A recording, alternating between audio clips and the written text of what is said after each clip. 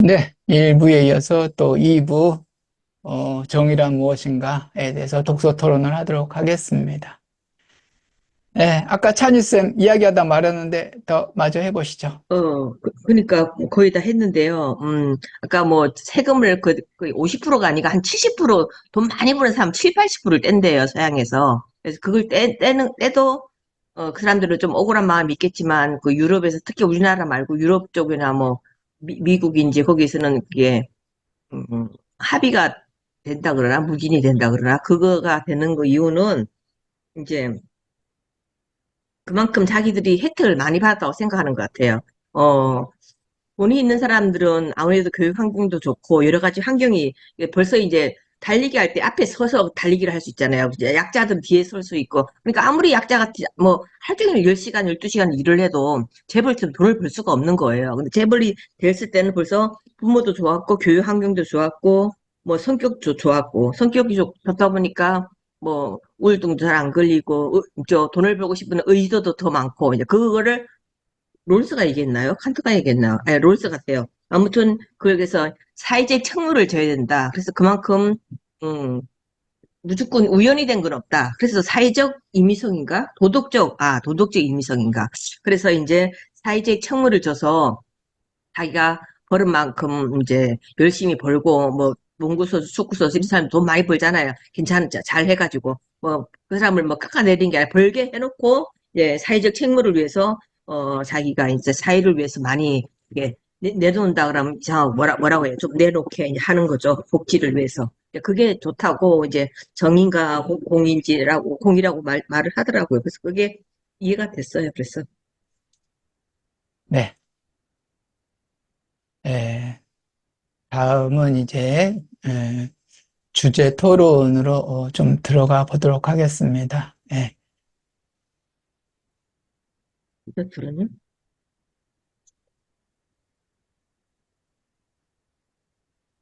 네, 먼저 이제 토론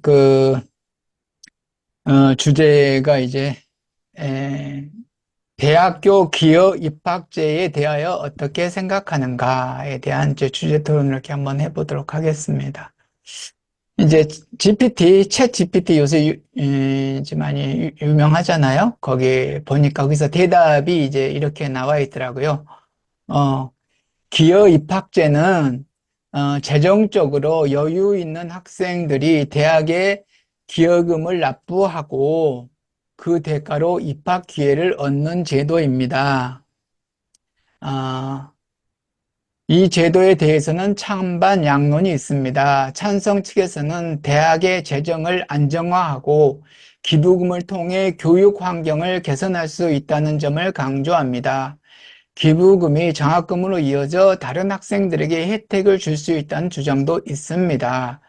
반면 반대 측에서는 사회적 불평등을 악화시킬 수 있다는 점을 지적합니다. 돈으로 입학 기회를 얻는 것이 공정하지 않다는 비판이 있으며 이러한 제도가 학업 성취보다는 경제적 배경에 의해 대학 진학이 결정된다는 우려가 있습니다. 결론적으로 기업 입학제는 재정적 이점을 제공하지만 공정성과 사회적 평등을 해칠 수 있는 잠재적 위험도 가지고 있습니다. 이에 따라 도입 여부에 대한 사회적 논의가 필요하다고 생각됩니다. 뭐 하여튼 이것이 이제 GPT의 대답인데요. 이거에 대해서 이제 어떻게 생각하는지, 찬이 쌤은 이것에서 뭐 찬성 측인지 반대 측인지에 대해서 좀 얘기 좀 저는 해주시죠. 찬성직이에요. 네, 그 이유는 뭐, 그 이유가 거기 여기 다 나왔는데요.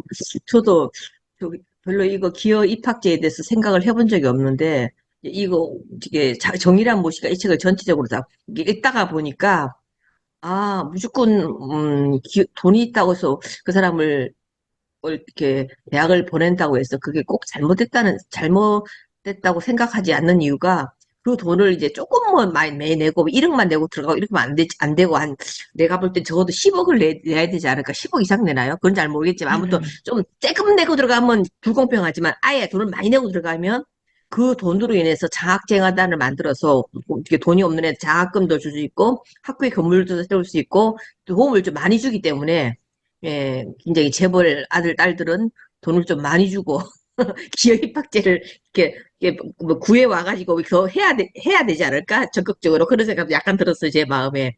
그래서 물론 그 기업 입학제로 인해서 아까 같이 호부도 같이 이제 내가 성적이 괜찮았는데 걔가 기업 돈을 갖다가 수십억을 내는 바람에 내가 떨어졌다. 그런 경우도 있을 수가 있어요. 분명히 있을 것 같아요. 근데도 여기서는 대학은 자기들이 마음대로 할 수 있다. 이런 식으로 말을 나와요. 대학이 뭐라고 하는 거에 대해서는 특별하게 굉장히 잘못하지 않는 이상은 대학의 자유다. 그러니까 어떤 식으로 뽑든지 간에 어떤 식으로 뽑든지 간에 그걸 잘못됐다고 할 수 없다. 이런 식으로 이렇게 나와요. 그걸. 그래서 아 그런가 보다. 이게 그렇구나 하고 생각했는데 그래서 좀 자본주의 사회라서 그런지 그 돈이 있어야 장학금도 주고 막 이렇게 하니까 저는 괜찮다고 생각을 합니다. 네.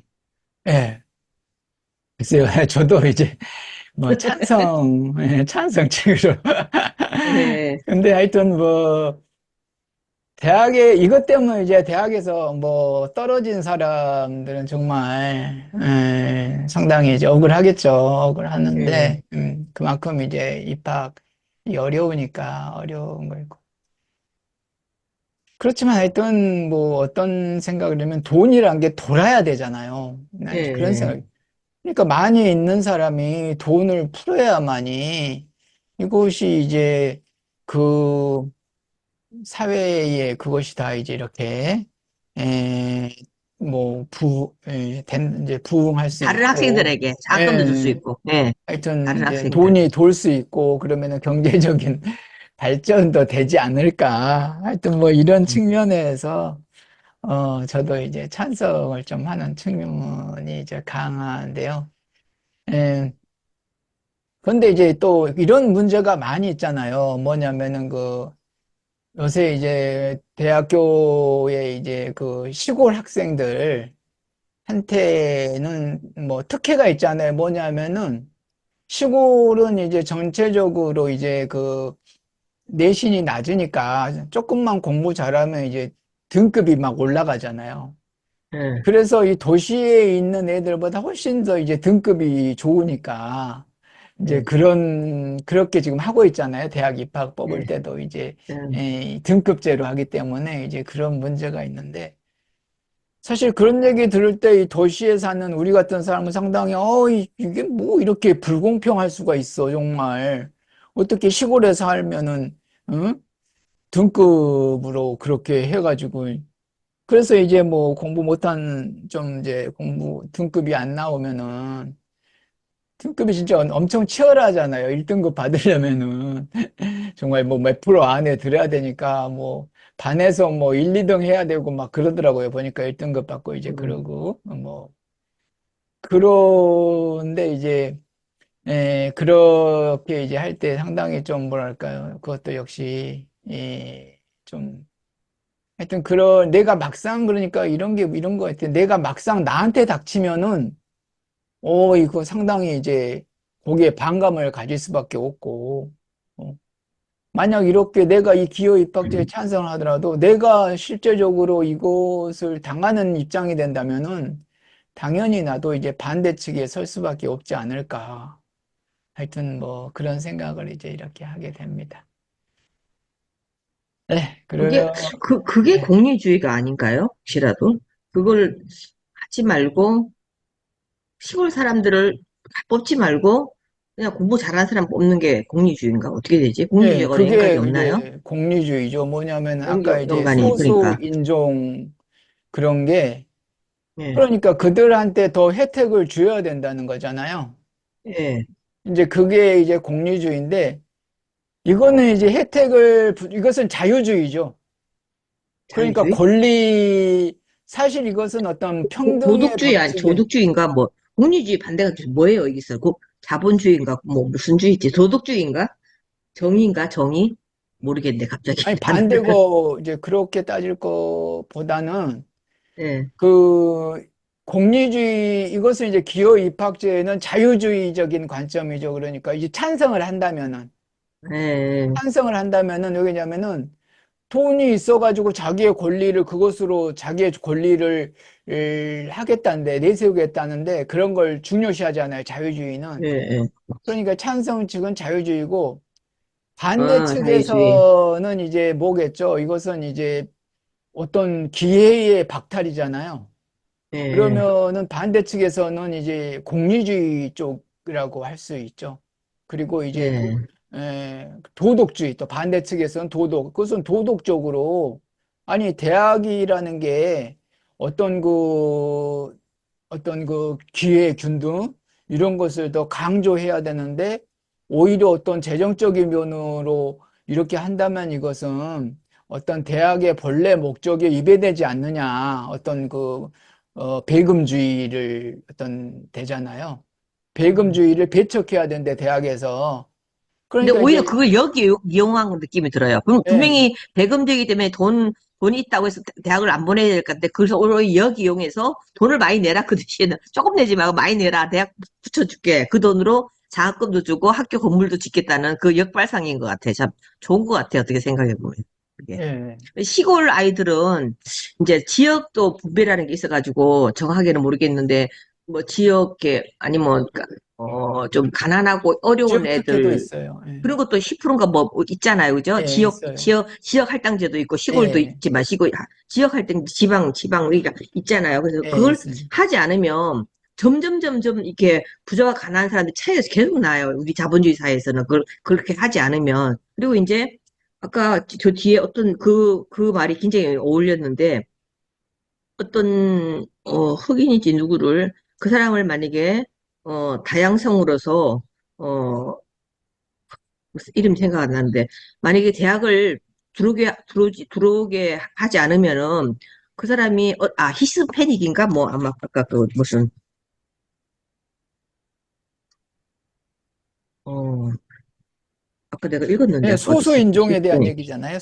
네, 소수인종. 소수 인정이다. 이게 내가 얘기했는데 기억이 안 나요. 아무튼 이제 그런 사람을 받아들임으로써 별로 이익도 없고 없을 것 같은데, 오히려, 이렇게 부자들만, 공부 잘하는 아이들만 있는 데서도, 하버든지는 그건 모르겠지만, 공부 좀 못하고, 좀 시골뜨기고, 약간 지역 할당제 이렇게 해가지고, 물론 기업 입학제도 있지만, 또 이제 뭐 지역 안배 이런 식으로도 하버드도 있을 것 같아요, 내 생각에. 잘 모르겠지만, 약자 있어, 그죠? 그럼 뭐, 그 다양성하게 전부 다 이제, 공부만 잘한다고 해서 하버드 가는 게 아니잖아요. 그렇게 다양하게 학교를 모아놓으면 걔들이 뭐 좀 물론 부자들은 부자들끼리 노는 방법도 있지만 대학생들은 어느 정도 성인이 됐기 때문에 자기들끼리 뭐 클럽 하다 만날 수 있고 어떻게 만나다 보면 가난한 사람들 얘기도 들어보고 이 사람 또 민정이 다르게 이 사람 얘기 들어보고 굉장히 그 대학 안에서 어떤 시너지가 일어날지 모르고 굉장히 다양하게 이야기를 할 수 있고 어떻게 바뀔 수 있겠는가 하고 얘기를 분명히 여기서 어디 했었어요. 어느 부분에서. 그래서 그 부분이 지금 마음에 들었거든요. 어떻게 그 대학이 문화가 바뀔지 모른다. 그래서 그렇구나 하면서 제가 그 말에 굉장히 동의를 했거든요. 그래서 아무튼 그렇습니다. 동의를 했습니다. 네.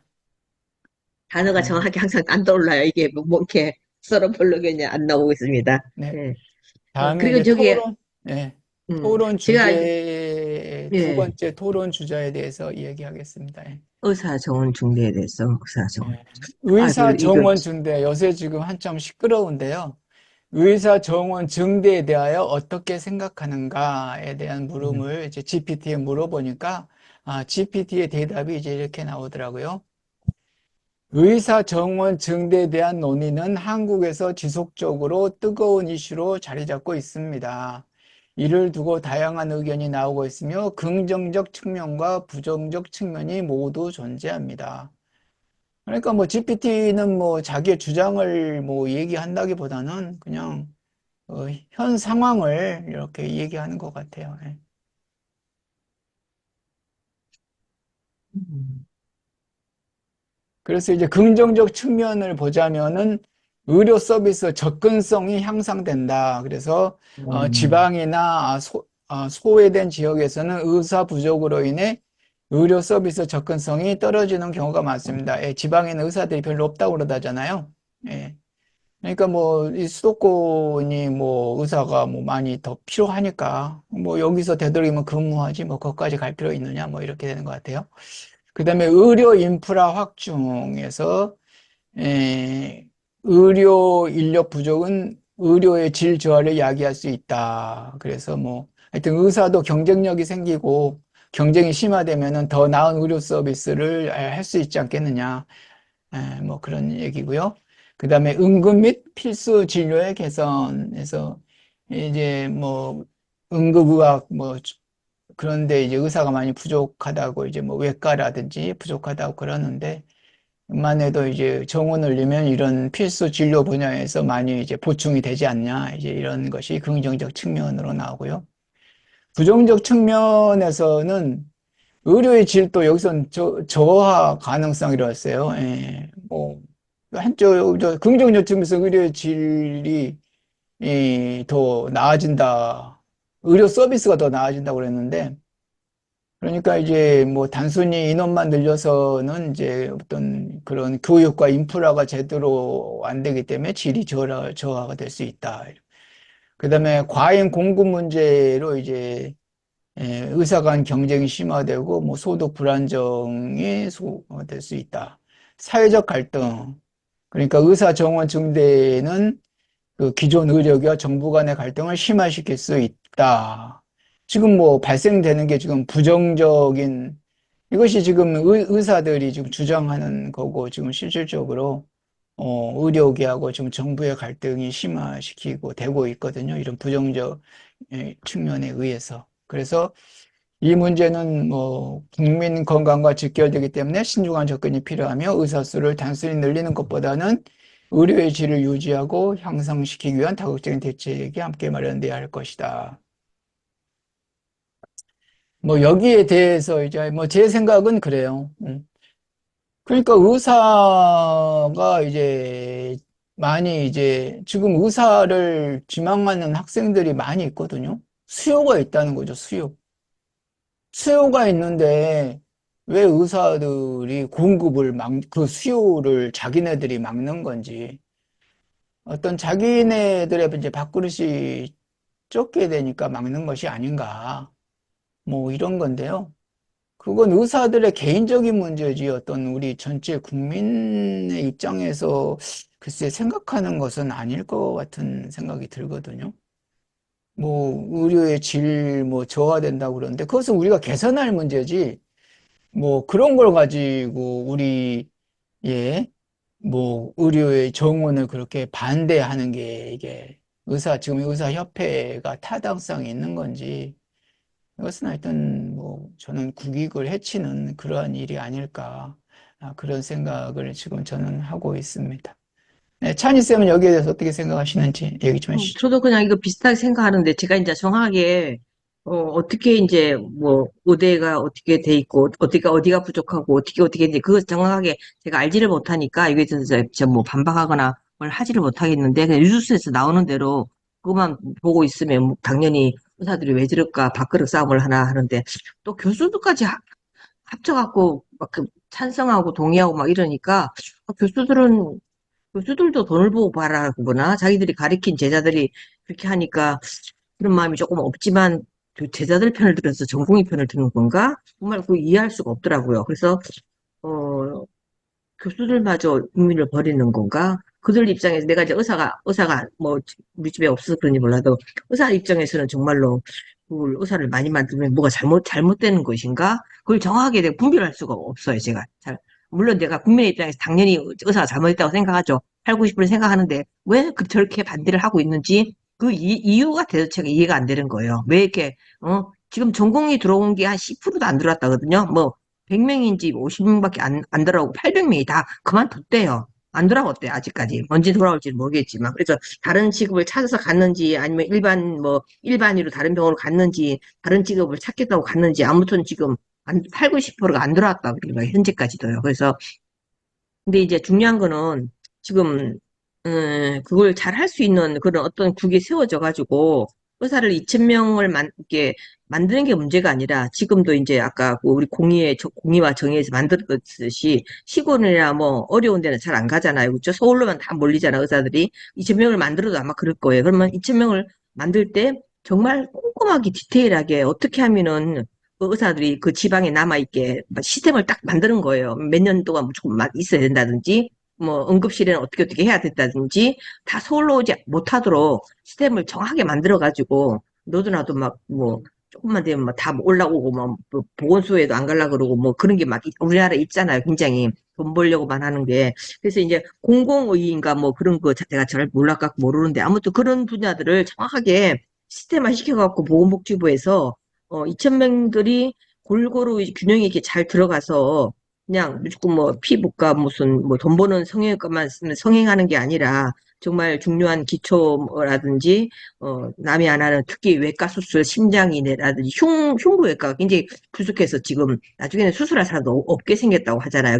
과가 한 명이라도 구하는 게 너무 힘들고 그래서 그걸 아예 숫자를 대학 때 그러니까 자기가 원하는 과를 무조건 가게 하지 않고 뭐 공부를 떨어뜨린 뭐 1등에서 몇 등까지는 뭐 무조건 잘하는 사람 뭐 흉부외과 그것도 물론 자유를 침해하는 것이 되겠지만 자유를 침해하지 않으면서도 뭐 공리주의를 가지 않게 어떻게 해가지고 이제 우리가 저기 정밀한 모신가를 배웠으니까 흉부외과도 몇 명 가고 이렇게 골고루 흉부외과, 심장내과 수술하는 사람이 제일 중요하더라. 외과 당장 급하잖아요, 그죠? 다들 수술 안 하는 대로 가고 있으니까 이걸 어떻게 과연 골고루 나누고 균형 있게 나눌 것인가?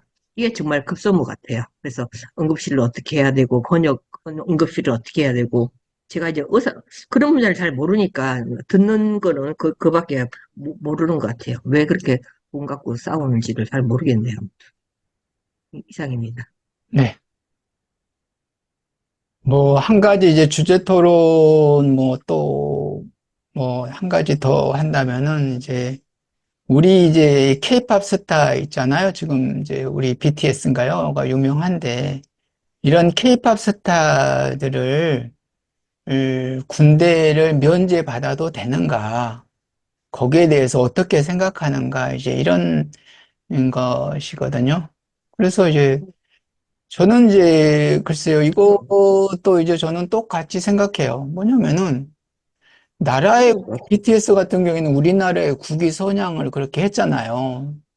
세계적으로 이제 어떤 그 우리나라의 그 K-팝이라고 그래가지고 이제 이렇게 국위 선양을 하는데 이런 사람들은 당연히 군대를 면제해 주는 게 좋지 않을까. 뭐, 그 공로가 그 공로가 크잖아요. 그런 것은 당연히 해야 되지 않을까. 그런데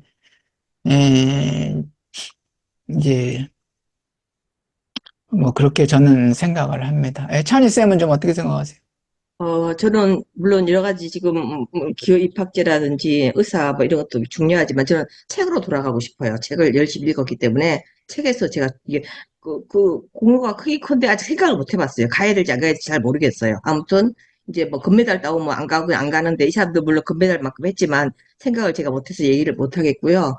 저는 이제 의무 동기랑 책을 더 이렇게 책을 읽었으니까 책을 좀 더 깊이 있게 나눴으면 예, 좋겠는데 예. 의무 동기랑 끌림 동기가 참 이렇게 마음에 와닿았어요. 말이 굉장히. 그래서 우리가 이제 누구를 도와줄 때는 내가 기뻐서 도와주는 게 많잖아요. 물론 의무로도 하지만 엄마 아버지는 당연히 의무로 하지만 내가 이렇게 안 해도 되는 일인데도 이렇게 열심히 하는 것은 내가 그걸 일을 함으로써 봉사함으로써 기쁘기 때문에 하지. 그 사람도 물론 내가 함으로써 그 사람이 도움을 받아서 그 사람을 위해서 하는 마음도 분명히 있지만 중요한 거는 내가 기쁘지 않고 전혀 그런 마음 없으면 그 사람을 돕지를 않잖아요. 그죠? 보통은. 선생님 그렇지 않으세요? 예.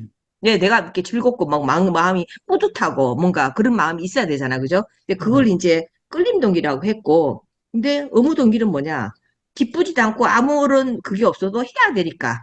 물론 그 사람 타인이 인간이기 때문에 그 사람 도와주는 게 선이다. 그렇게 말을 하고 있어요. 칸트죠. 이 사람이.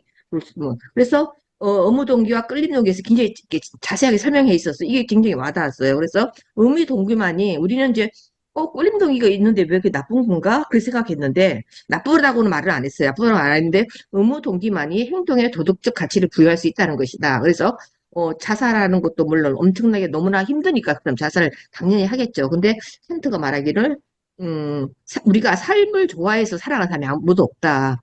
그냥 살아있으니까, 내가 살고 있으니까, 생명을 누군가가 신으로부터 줬으니까 살고 있다. 그게 의무라서가 아니다. 그래서 예, 칸트가 여기서 이제 의무동기를 얘기를 해요. 그렇게 해서. 그래서 자신의 삶을 보존해야 하는 의무를 인식하고 그 일을 염두에 두고 살아간다면 계속 살고 싶은 욕구가 있다고 해도 삶을 보존하는 행위에 도덕적 가치가 떨어지지 않는다. 그렇게 해서 이제 어떤 애가 이제 어떤 아저씨가 이제 꼬마가 뭘 사러 왔는데 그 아이는 좀 어려갖고 가격을 정확하게 몰라요. 근데 그 아저씨가 만약에 비싸게 받았다. 그러면 어떻게 되겠어요? 비싸게 받아서 나 소문이 나면 그게 가게가 안 될 것 같으니까 그게 이제 그 아저씨는 비싸게 받으면 안 된다는 그 선으로 한 게 아니라 소문이 나서 가게가 안 좋았을 것 같아서 그러니까 끌림 독이죠. 끌림.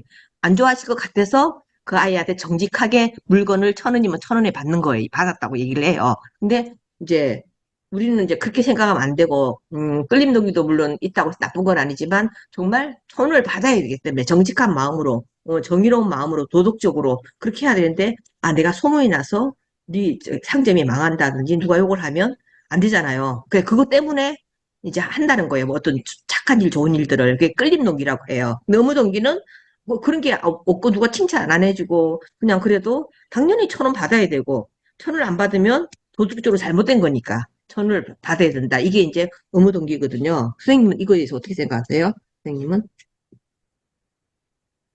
예, 그러니까 뭐, 끌림 동기는 그러니까 어떤 이해 타산이 이제 있다는 거 아니에요? 이해 타산에 의해서 움직인다는 것 같고, 이제 의무 그렇죠. 동기는 이제 단순히 이제 그것이 선이기 때문에 이제 예, 이렇게 예, 예, 한다는 거 이제 그런 것 같아요. 하여튼, 예. 예, 칸트는 인간의 이제 이성을 되게 이제 인간이 이성적 존재라고 이제 생각을 했거든요. 인간은 네. 스스로 옳은 것을 판단할 수 있는 능력이 있다. 그렇기 때문에 인간은 동물과 다르다. 이성적 존재이기 때문에.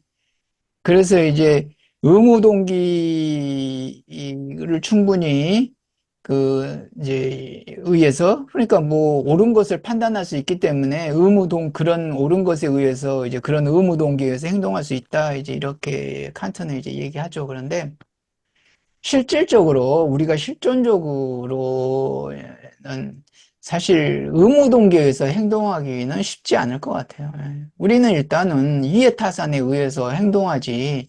옳아서 행동을 한다기보다는 오히려 말은 그러니까 겉으로는 의무 동기에 의해서 생각으로는 그러죠. 생각으로는 그렇게 해야 된다고 생각하지만은 실질적인 삶에 의해서는 역시 그 이해타산적으로 할 수밖에 없지 않나, 뭐 저는 이런 생각을 합니다. 음. 근데 여기서 말하기를 이해타산이고 내가 그 일을 함으로써 좋은 마음, 쾌락 같은 마음이 있다고 해서 나쁜 건 아니래요. 칸트가 말하기를. 그래서 칸트가 말한 이타주의도 마찬가지다. 타인을 돕는 이유가 단지 그 행위에서 느끼는 쾌락 때문이라면 그 행동엔 도덕적 가치가 좀 부족하다. 그러나 타인을 도울 의무를 의식하고 타인은 당연히 이제 어려운 사람을 내가 도와야 된다. 도덕적 의무로서 그에 따라 행동했다면은 거기서 쾌락을 느낀다고 해서 당연히 내가 그 사람을 도와야지 의무적으로. 근데 도움이 있어도 내가 즐겁잖아, 기쁘고. 그죠? 타인을 도울 때 그때 마음이 기쁘고 쾌락을 느낀다고 해서 도덕적 가치가 떨어지지는 않는데요. 의무적으로 도우면서도 누굴 돕다 보면 처음에는 그냥 도왔는데 돕다 보면 오히려 그 도움을 받는 사람도 물론 좋아하지만 내 스스로가 즐겁잖아요, 사람이라는 게. 근데 그렇다고 해서 도덕적 가치가 떨어지진 않는다, 이렇게 양쪽으로 이게 말을 하고 있습니다. 네. 예, 예. 또 이제 많은 좋은 얘기 해주셨는데요. 이제 마지막으로, 독서 토론 소감에 대해서 이렇게 말씀하도록 하겠습니다. 예. 그러니까, 예. 네. 뭐, 예, 저부터 이제 얘기하자면은, 그, 찬쌤 먼저 얘기할까요? 오늘 독서 토론 소감, 이제 마지막으로 하시고 싶은 얘기. 네. 어, 칸트가 말하기를, 임마누엘 칸트가 굉장히 보수적이더라고요, 보니까. 성적인 거에 대해서도 인간산 존중을 해야 되기 때문에 바람피고 분류는 잘못된 것이다. 예, 그거 굉장히 저한테 와닿았어요. 정말, 말을 너무 잘한다. 맞다. 논리가 완전 와닿게 딱 맞게 했고. 그래서 이제 중요한 것은 동기이다, 동기. 예, 동기가 잘못됐으면 잘못된 거다. 그래서 우리는 무조건 존중을 받아야 되는 존엄성을 지닌 이성적 존재다. 그렇게 얘기를 했고요. 그래서 칸트는 우리는 공리주의자 좋다, 좋다 하고 지금까지 생각했는데, 제임스 밀도 공리주의를 얘기했죠, 그죠? 근데 공리주의를 통렬히 비판을 하는 이 책을 보면서, 아, 다수가 행복하면 무조건 된다고 생각했는데, 그게 아니구나 하고, 우리 굉장히 많이 이렇게 내 머리에 그 잘못된 그 관념들을 많이 깨트리는 시간들이었어요. 그래서, 정의란 사람들이, 도덕적으로 이제 마땅히 받아야 할 몫을 받는 것. 그래서 재화를 분배하고 미덕을 포장하고 장려하라는 시각이다 해서 이제 아무튼 칸트가 굉장히 제가 칸트의 말들이 많이 와닿았어요. 칸트 제가 애호자가 됐어요. 그래서 네. 네 이상입니다. 예, 저는 하여튼 뭐, 마이클 샌델이 이제 주장하는 게 결국 이제 그, 우리는 이제 어떤 공동선을 이제 추구해야 된다. 이제 이거거든요. 이제 그것을 우리가 이제 정치나 어떤 법에 있어서 공동선을 추구하는 그러한 어떤 기준에서 이제 그런 걸 정해야 되지 않느냐. 이제 이런 얘기를 하면서 어 그런데 이제 이런 공동선을 추구하려면은 이제 다수가 어떤 거기를 이제 공동선을 추구하는 다수의 사람들이 이제 모여가지고 서로 어 모든 사람이 이제 공동선을 추구해야 된다는 거죠. 그것은 음, 어떤 어 그래야만이 이제 한두 사람의 어떤 그런 것이 아니라 그런 어떤 사회가 되어 가지고 사회 저변적으로 어떤 그런 그 인민 주권이라고 그러는데, 그러니까 많은 그 대중들이 이제 그런 주권이 있는 사회가 민주사회잖아요. 그러니까 많은 사람들이 그런 의식을 가지고 토론하고 참여를 함으로써 어떤 그런 정의로운 사회, 그 다음에 이제 를 만들기 위해서 이제 그런 법, 그리고 그런 어떤, 정치, 철학을 이제 가져야 된다. 해서 하여튼, 여기서, 우리들 스스로 하나하나가, 이런 정의, 무엇이 올바르고, 가에 대한 이런 것이에서 좀 서야 된다. 그러니까 어떤 기준이 서야 되고, 그런 어떤 인식이 좀 있어야 된다. 이제 이런 생각을 했는데요. 그런데 이제 하여튼 샌델의 주장은 뭐 혼자 생각을 가진다면은 결국 그런 경지에 다다를 수 없잖아요. 이렇게 음, 같이 서로 얘기하고 서로 토론하는 과정에서 그런 어떤 정의로운 사회를 이룰 수 있는 그러한 미래가 더 가까워지고 이제 그런다, 이런 것들이 상당히 이제 마음에 와 닿았습니다. 예, 오늘 또 이렇게 장시간 이제 또 독서 토론에 임해 주셔서 감사합니다. 예, 안녕히 네, 계세요. 감사합니다. 네, 예. 수고하셨습니다.